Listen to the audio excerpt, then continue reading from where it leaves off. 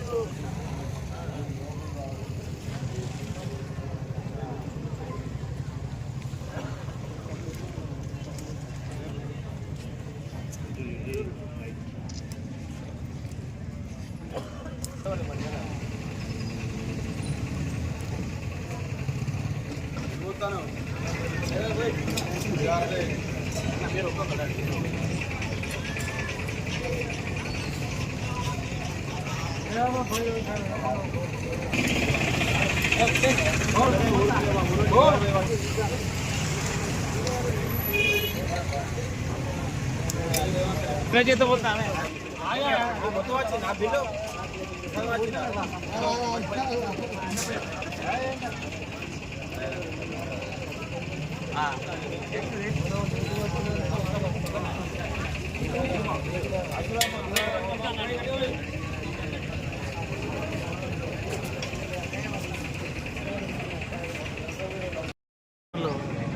గత సంవత్సర కాలంగా అనేక పోరాటాలు, అనేక పర్యాయాలు మనం గౌరవ కాంగ్రెస్ ఇన్ఛార్జి ఉడతల ప్రణవ్ గారిని కలిసి దళిత బంధు సమస్య పరిష్కరించాలని ఎన్నోసార్లు కోరడం జరిగింది. ఈ నియోజకవర్గంలో 5,000 కుటుంబాలకు పైగా బాధితులు ఉన్నారు. వీళ్ళందరికీ ఈ ఏదైతే పెండింగ్లో ఉన్న దళిత బంధు నిధులను మంజూరు చేయాలని మేము అనేకసార్లు కలిసినాము. ఆ కలిసిన ఫలితంగా గౌరవ ప్రణవ్ గారు వారి నిరంతర కృషి వల్ల సీఎం రేవంత్ రెడ్డి గారి దృష్టికి తీసుకెళ్ళి, పొన్నం గారి దృష్టికి తీసుకెళ్ళి మా యొక్క సమస్యను పరిష్కరించడానికి చాలా ముందుండి కృషి చేశారు. దానికి మేము దళితులం అందరం ఆయనకు సదా రుణపడి ఉంటామని, ఆయనకు సపోర్ట్గా ఉంటామని తెలియజేస్తున్నాం. బంధు గత సంవత్సరం నుంచి పోరాటం చేయంగా హుజరాబాద్ కాంగ్రెస్ పార్టీ ఇన్ఛార్జ్ ఉడతల ప్రణవ్ బాబు గారు చొరవతో ఈరోజు దళిత బంధు రావడం, సీఎం రేవంత్ రెడ్డి గారు ఇవ్వడం వల్ల ఇలా దళితులు ఎంతో ఆనందం వ్యక్తం చేస్తున్నాం.